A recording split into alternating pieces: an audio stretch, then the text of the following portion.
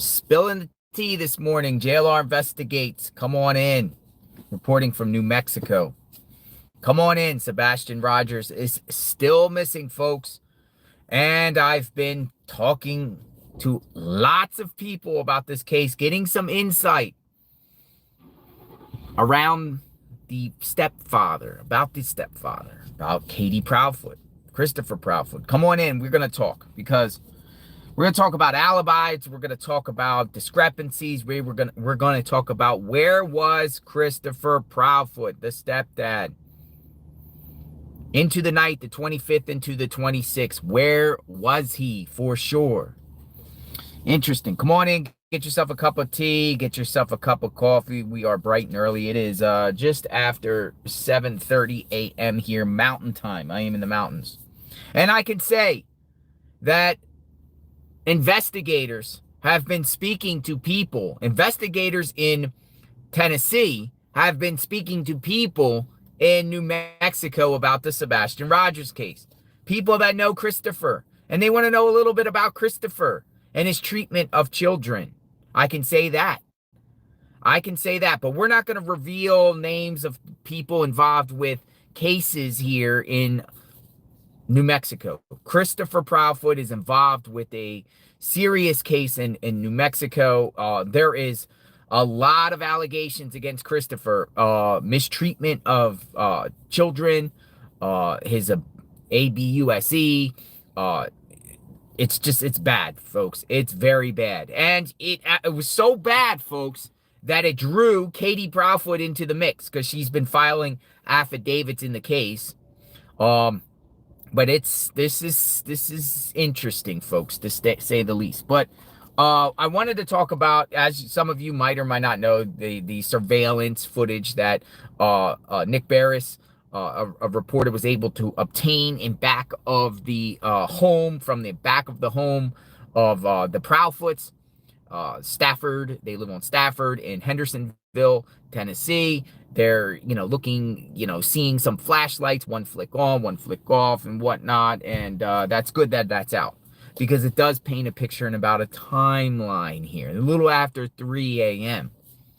But there's lots of rumors being spread. Seeing the stepfather or mother speak since they last spoke on camera, where they didn't show their faces. Haven't seen them searched. They didn't go out to the vigil. Also told by a reliable source, folks, that Christopher Proudfoot, he worked as a crane operator in Memphis. His employer told him not to return to work until this is all sorted out.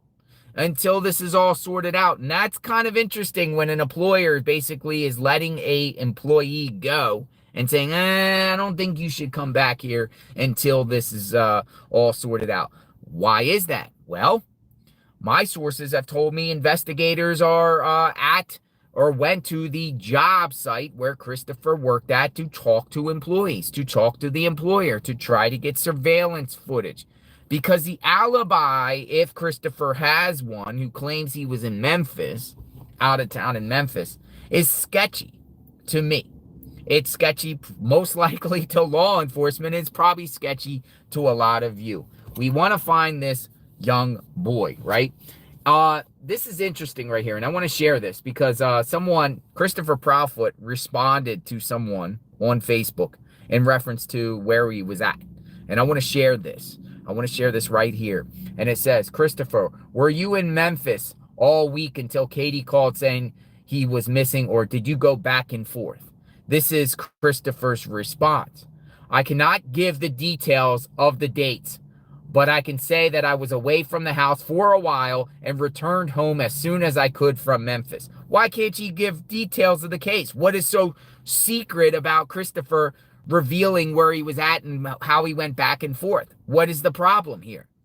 Why can't he give details? Why can't he? Law enforcement told him not to. No, you would think you would share to the public and the world and everybody where you were at all times and any information that can help this young boy. But it's like the secrecy now is starting to, they're tightening. Trust me, they're tightening. They're actually searching a river.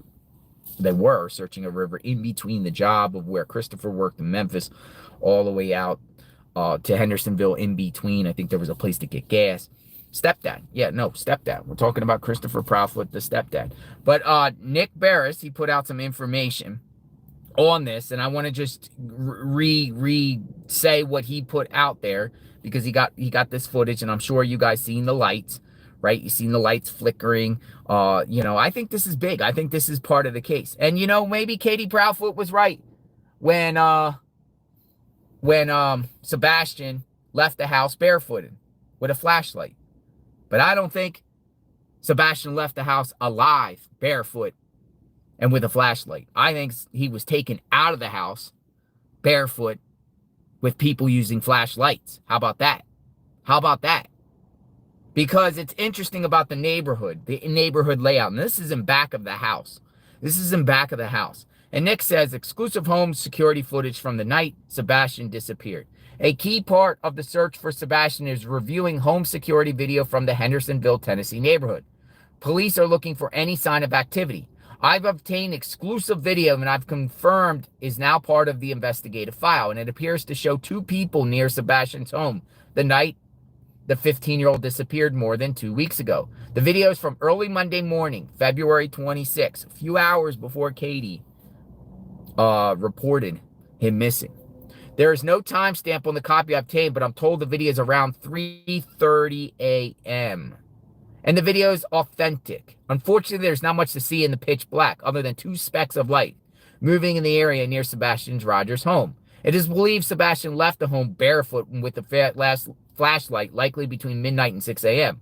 The video is significant because it shows activity around Sebastian's home the night he vanished. This is very brief. Video clip appears to show two individuals with lights walking, and it may be a common area behind homes. I've highlighted the two lighted sources in the middle of the circles. One light suddenly goes out or is obscured. How about this? How about that? Maybe it's possible that the two lights were Katie and Christopher. And one of them said, JLR investigates. Maybe one of them was so, like, turn the light off, turn the light off. We can't have anyone see. We can't have anyone see. Right? Oops, I know my phone fell. But it is interesting. It is interesting. And, my thing is, and I'm going to tell you, like, I want to know for sure about this phone conversation that Christopher and Katie had the night before. I want to know how long that phone conversation went. Then I'm just wondering, JLR investigates wondering is, at the time of the phone conversation, was Christopher really in Memphis? Because I heard he doesn't sleep in hotels. I heard he attaches an RV to the truck. And when he does these jobs at these job sites, he stays in an RV. So in reality, how are you going to really have an alibi? How can someone prove that you were there at a location when you weren't checking in a hotel, and if you're at a construction site with less security? But what if, after whatever transpired on this phone call, zoomed home? And what if Christopher say, hey, I'm going to leave my phone here in Memphis, and zoom home? And then once arrive home, maybe park a block or two behind the house in this, behind the house is a house. And then behind that house is a giant construction open site, right? Maybe park there. And this is my speculation, because I believe Christopher's a suspect. That's my opinion. I say it in good faith. I say it as my belief that there's a lot of red flags with Christopher about his prior marriages, his behaviors, the way he gave interviews. I personally think Christopher's a suspect. So don't at me, in a sense, with my opinion. Until authorities arrest someone, and they will arrest somebody, if it's somebody else, it's somebody else, and I'll say, hey, Chris wasn't the guy. But guess what? There's a lot of red flags about Christopher, and I've read the court documents of the stuff he's accused of doing. I don't think he's a good guy. I don't think Christopher's a good guy. That's my opinion, and I'm entitled to my opinion. You're entitled to yours. But I personally think Christopher came home in the middle of the night. I think he got home in the middle of the night, and I think he parked probably a block or two in that area, and then went into the house, and whatever happened to Sebastian, they went through the backyard. They went through the backyard, flashlights, and loaded Sebastian into a vehicle, and then took Sebastian back towards Memphis so he can get back to the job site by the morning, so Katie can make that call and say, hey, Sebastian is missing. and then concoct, you know what I mean, this whole plot that he walked off. I really think I think that kind of scenario happened. I don't think Katie, Katie's the last person with Sebastian. And I think she's heavily involved with this whole situation herself. Her body language, and I wish I was a body language expert, and I think I should go to school for body language to try to get an understanding, because I've seen serious guilt, and I've seen serious, like, she already knows the outcome in her mind and her body language. Like, this isn't a sense of urgency, like, where's my child, where's my child? She knows, and she's just reflecting on the memories of Sebastian, his likes and his dislikes, and what, his smile and stuff like that. But in a sense, she's not acting like a mother that wants to find her child. She's not out there right now. I don't see her anywhere handing out flyers. I don't see her anywhere going on news networks and all the news networks. Do you? Do you? Do you? No, I don't see it at all. But here's the thing that I was told. I was told investigators, because Christopher's involved with a big case out of New Mexico, and I'm told that investigators talk to the people involved with this case, and they want to get some insight about how Christopher treated children, because I think that does have a big role in this case, because it could prove a motive here. Because if something bad happened to Sebastian, I think that's what authorities are leaning at, right? They really suspect foul play. They really suspect a bad actor or bad actors involved with this case.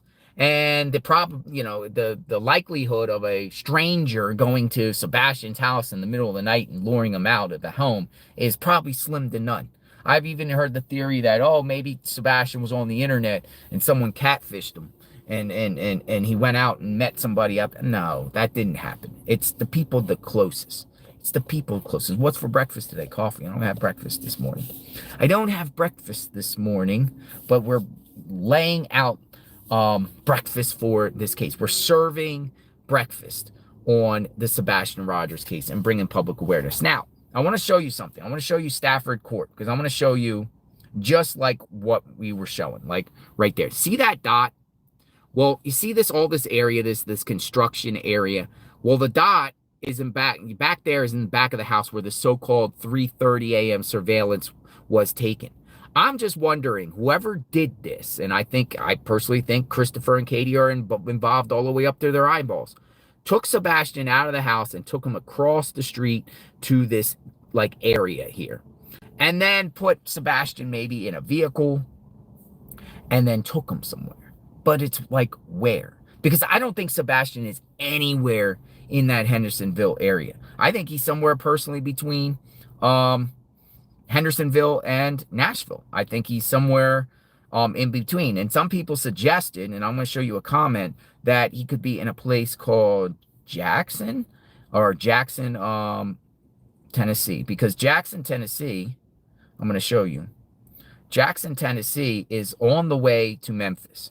And they say a lot of people, between that route would stop in Jackson to get gas. There's also a river near there. There's also a river in that area. And, I'm told that he could be, disposed of. And it's sad. It's sad. And we are speculating, but the father hasn't set the record straight. The father is being tight-lipped. He's worried about how people think about him on the internet. No, you should be out there looking for Sebastian, and you don't do that. This is what somebody said here in a comment, right, about what's going on. They said, Jackson about to get gas, but Ellie has been heavily searching and circling around the Jackson exit with THP helicopters and planes for over a week. So is he around there? Do they suspect? Now, we're talking about two people. Do they suspect that Christopher, or, I'm thinking Christopher. I mean, if they're searching Jackson and that's in between Memphis and Hendersonville, the common thing would say, Christopher. I mean, I think the guy's smart enough to leave his phone behind and try to, you know what I mean? Because in this case, you got to think in a law enforcement aspect, Sebastian's father works law enforcement. I'm sure Christopher knows how law enforcement works. I got to, leave a phone behind or leave it deception here. Leave a phone here, so now my phone pings at one location, and then I can go and maybe he had an extra burner phone. I don't know, an additional phone. Maybe he had a work phone. Maybe the work cell phone. Some people speculated that he actually took a work truck, or how many other trucks or vehicles do they have access to at that job site, that he worked at, that he sleeps in his camper. Nobody can sit there and definitively say, hey, Christopher was here. Christopher was here. It's wild. I'm sure LE is making sure the dots connected with Mom and Pa Proudfoot's phone Sunday night into Monday, particularly the 2 and the 4th hours they allegedly talked Sunday night. And then that's the thing about it is I personally think there was a conversation on the phone Sunday night. And I think Katie spilled the beans of what happened to Sebastian, and then they concocted a plot, and Christopher said, I'll be right there. I'll be there. I'll be there. Or this was planned out for a while, either or. But I don't want to really think this was some nefarious thing planned out. But knowing that Seth Rogers was going to get full custody, the biological father was going to get full custody of Sebastian in the, at the end of the school year, plus Christopher involved with all this craziness about his behavior in New Mexico, makes me think, yeah, was Sebastian a witness to something?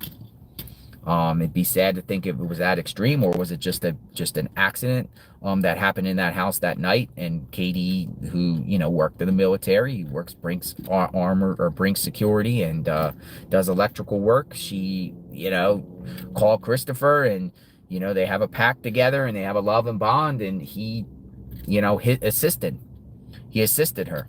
He assisted her. I mean, if Chris crossed that line, that's. He's just involved too. Because personally, I think that in this case, my opinion is Katie did something. I want to think probably on her own with Sebastian, and then Christopher just helped with the disposing him. I don't think Sebastian's alive.